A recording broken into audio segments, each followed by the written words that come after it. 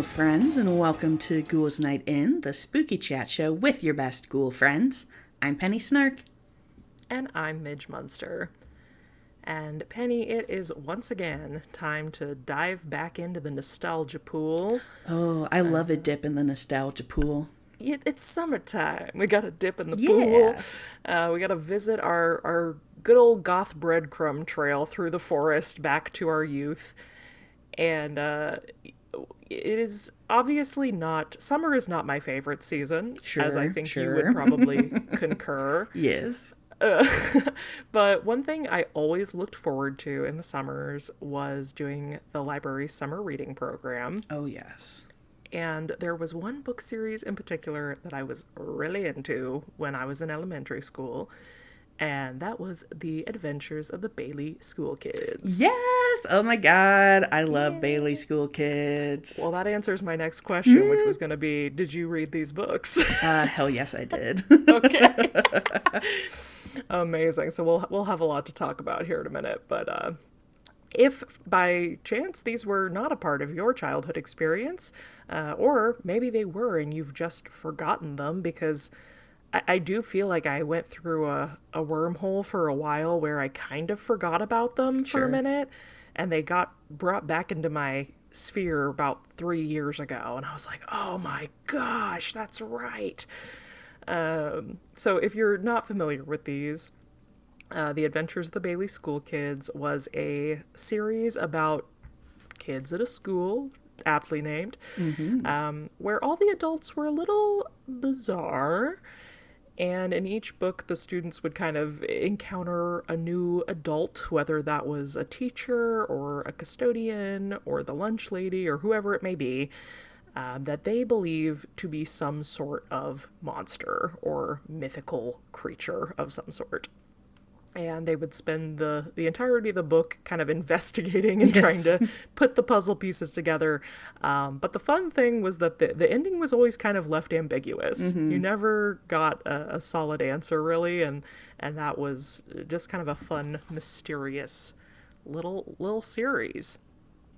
But how did we come to have this series? It is co-written by Debbie Dady and Marcia T. Jones, and they have a really kind of fun history. So Debbie and Marcia were both teachers, which makes sense. Yeah. But it seems that fate kind of forced them together. So Marcia was teaching at a school in Lexington, Kentucky, and Debbie had just gotten married, and she moved to Versailles, Kentucky, and took a first grade teaching position there that, unbeknownst to her, had just been vacated by Marcia, who was now in Lexington. And Debbie, I watched an interview with her in preparation for this episode, and she jokes that she quickly figured out why Marcia had left that job. So she was only there for about a year, and then she ended up taking the first grade position at the Lexington school that Marcia was at. Marcia was previously the first grade teacher there and decided she wanted to switch to third grade, and that's when Debbie was able to apply for that first grade position.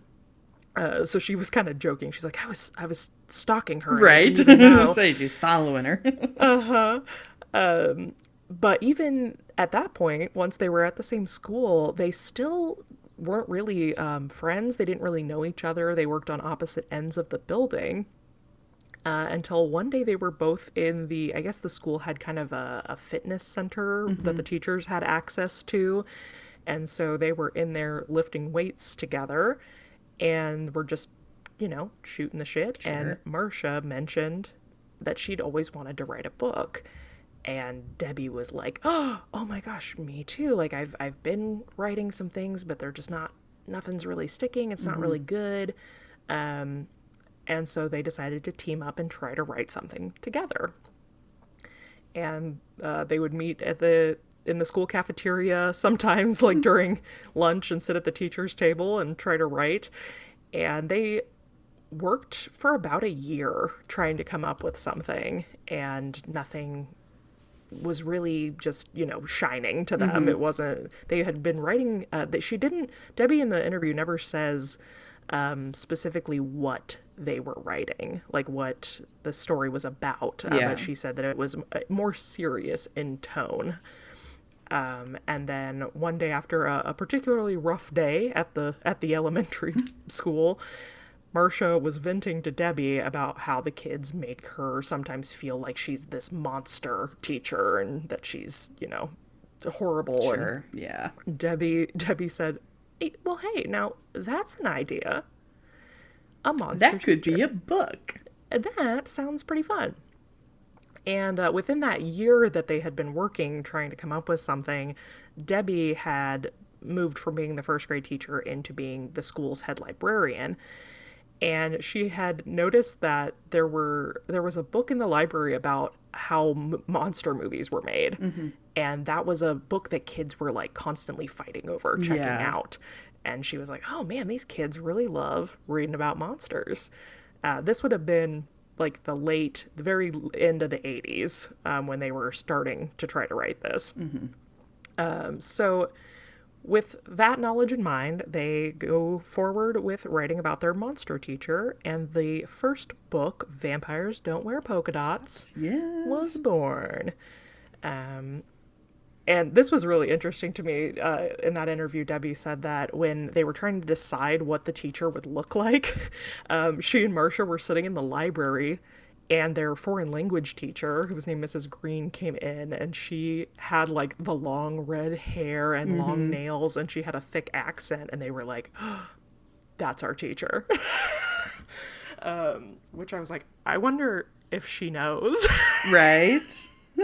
And I gotta say, shout out to that lady, because I was fascinated by her. I used to look at that cover all the time and just be like, wow, what a cool lady. person. She just seems really neat. She just seems neat. She just seems pretty swell. Yep.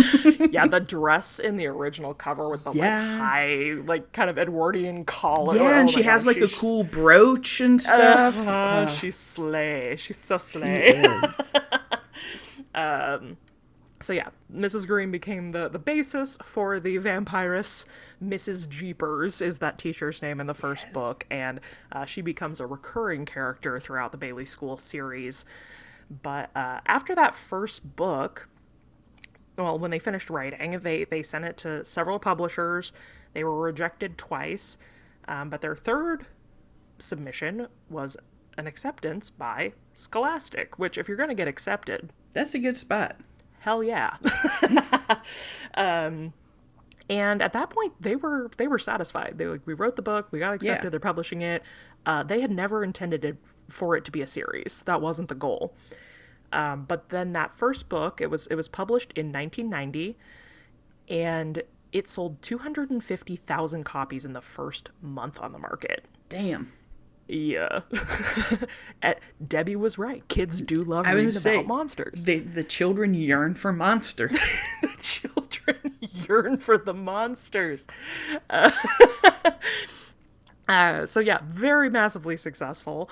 And so they picked up their pens once again and wrote the second story based on the same four main characters, the children, but still not with the idea of it being a series, just an addition to that first book. And so they wanted to, let people know that the stories were connected.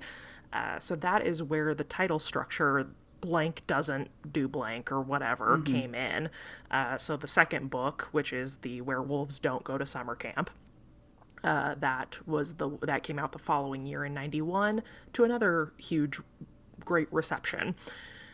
And it wasn't until the sixth book, which was Frankenstein Doesn't Plant Petunias, that was when Scholastic finally ordered 4 more books at a time, and that was when they were rebranded as the series under the Bailey School Kids logo.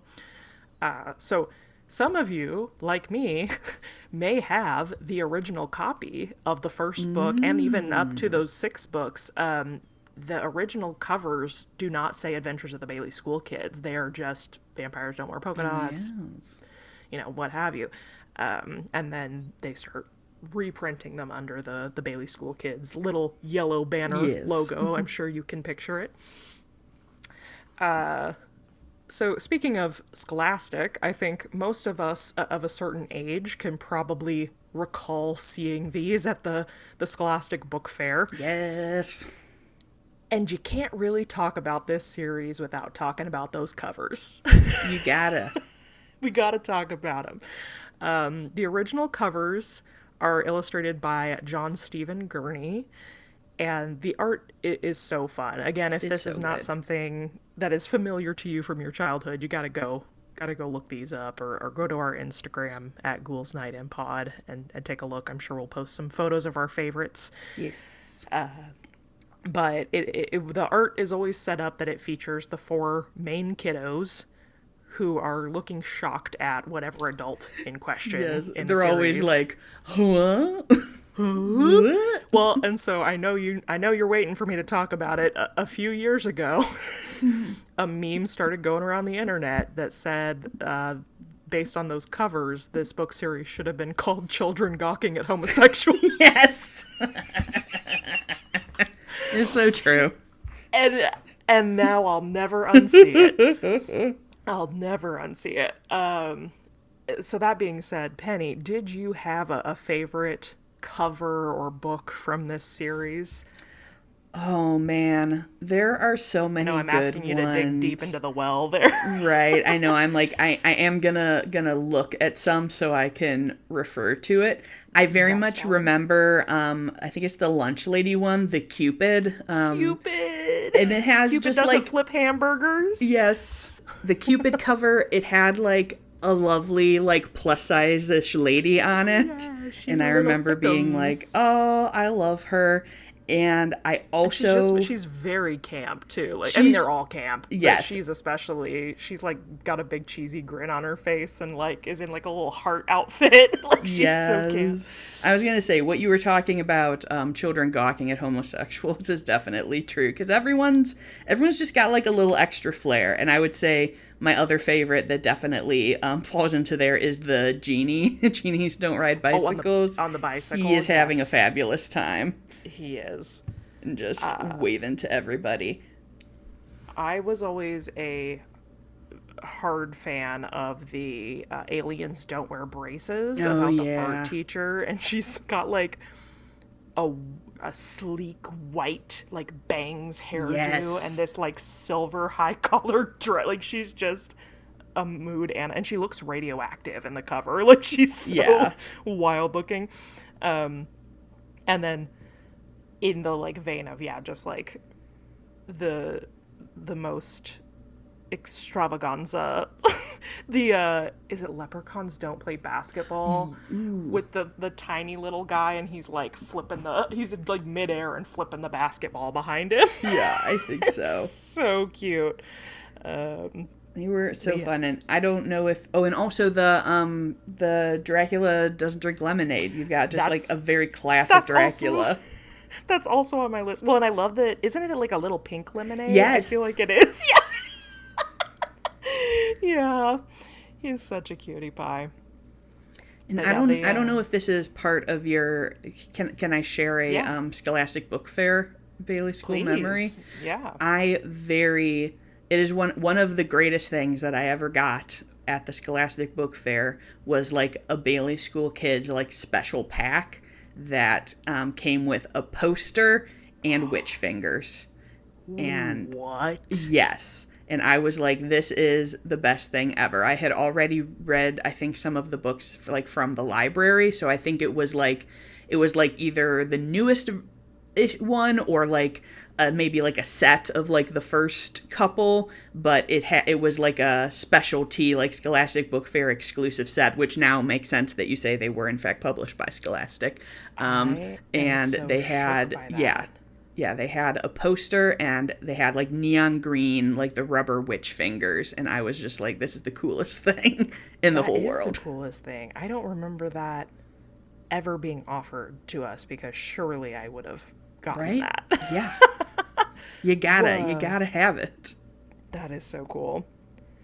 I am also remembering there's another It's one of the later ones. I was trying to find the cover, but I literally think it's called like Ghouls Don't Scoop Ice Cream or something. Oh yeah, it has like an emo kid on it. Yes. Oh yeah, here it is. Ghouls Don't Scoop Ice Cream. Yeah, and it's like like a little emo they them at the ice cream shop. I love it so much. Excellent. Just excellent artwork. Good job, Truly. John Stephen Gurney. This is a side note on this front with all the characters, but I've talked about this with, I'm sure you, Penny, and like just our other Halloween people. It is my dream for us all to do a group costume as the adults from these books. That would be so good. I want it so bad. And it's funny because literally in my notes I put, I think I'm probably Cupid, if we're being so real. I think you and I would probably have to duel over who was going to be Cupid. But yeah, we're going to, everybody, like, drop a comment on the Instagram post who you want to see Penny and I be. Yeah, cast us as Bailey School Kids and adults. Who's playing who in the group costume. Anyway, all in all, for a book that was never intended to be a series, there ended up being 83 books in this grouping, which also includes, there were some like holiday special books. There are some like special not one-offs, because they're like I don't know, it's like a series within the series that is the ones that specifically focus around Mrs. Jeepers, because she comes back a lot because she's like the kids' teacher. That's our yeah. I teacher. remember there was like a she was missing in one of the books. Also, I don't know if the mic just picked that up, but when you said she was missing, there was a huge thunder rumble. Mrs. Jeepers is missing. That was great timing. I kind of hope the mic picked it up. I know, that would be good. And then they did do a spin-off series later that was like, again, a series within the series that was the Bailey City Monsters. That kind of expanded outside the school, focused on some of the monsters in their like lives. And there was like a monster baby and the monsters across the street. You know, there was more like kind of suburbia monsters happening in that little spin-off. Outside of Bailey School, Debbie and Marcia also co-authored several other series together, including the Ghostville Elementary series, which I'm not familiar with, but it sounds like it would have been up my alley, as well as the Keyholders series. And I guess at one point, between all the things, like they were co-authoring, they each had their own stuff going on, they were writing 12 books a year. That's wild. Isn't that crazy? As someone who has written a novel, that's a lot. Right. And I mean, like, you know, I mean, these are probably like in total 90-page chapter books. They're mid-grade, like, but with illustrations and stuff. But still, they were cranking out material. That's wild. Yeah, and so did they always write their own? Yes. Impressive. Just because I know like a lot of those like really big kid series, they kind of end up pulling other writers in, so that's very impressive that they wrote those all themselves. It was these two gals, and they said it got to the point where they were basically outlining ideas for Bailey School. Like they would send, you know, here's the title, here's kind of 2 sentences what happens in each chapter, and they would send that to the publisher to even get approved before they started writing, because I think they said it was Ghosts Don't Eat Potato Chips was like rejected by Scholastic 6 times. Like not like they had already picked up the book, but like but they were like, nah, this doesn't work. And they had like fully written it, and they kept sending it back to them. So they were like, okay, well that's wasting too much time. We gotta start just kind of outlining it first and getting approved, and then moving forward. And that brought up some interesting stuff about how like. For example, I guess the Gurney, the illustrator, was also, of course, working in lightning speed with how quickly these books were coming out. And so there were things where, like, the cover for the book had been finished before the book had even been written. And so I know in that interview, Debbie mentioned that, like, there was a bit in Genie's Don't Ride Bicycles that the fence was supposed to be like a chain link fence that one of the kids climbs or something. But by the time the book cover had already gone to print, like it was already solidified, and it showed a wooden fence behind the characters, and so they had to go back and change the book because the cover was already done. So yeah, I just found that process very interesting with how quickly they were turning these things out. Yeah, and definitely a little bit different from like your standard like book publishing, you know, when you have that kind of an extended long-term relationship where you have a lot more of that back and forth, it seems like. Yeah, well, and what was so crazy too is Debbie, by the time, so I mentioned, you know, that they didn't order it as a series until after book 6, and which is crazy. I'm like, by the time you have 6 books, that's a series. But anyway, she kept being like, well, we still weren't thinking of it as a series. I'm like, well, you're crazy. But after that, like after around the book 6 mark, Debbie moved to Texas and was no longer living in the same state as Marcia.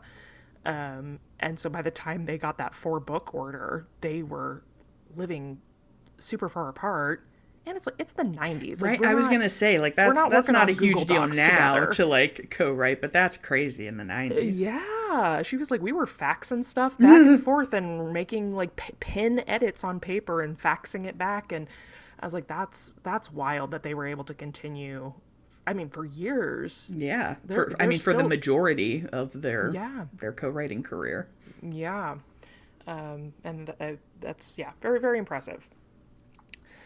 Debbie, I didn't find anything specific about Marcia's current career, but Debbie is still currently publishing. She is deep into a series called Mermaid Tales.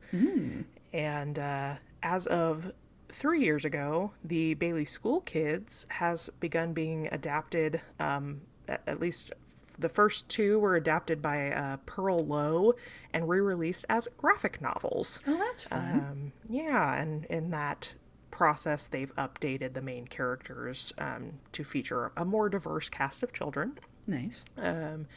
And I think that's really, really cool. It's neat to see something, you know, that we grew up with, hopefully being put out in a new format that will resonate with modern audiences and gain maybe a whole new fan base.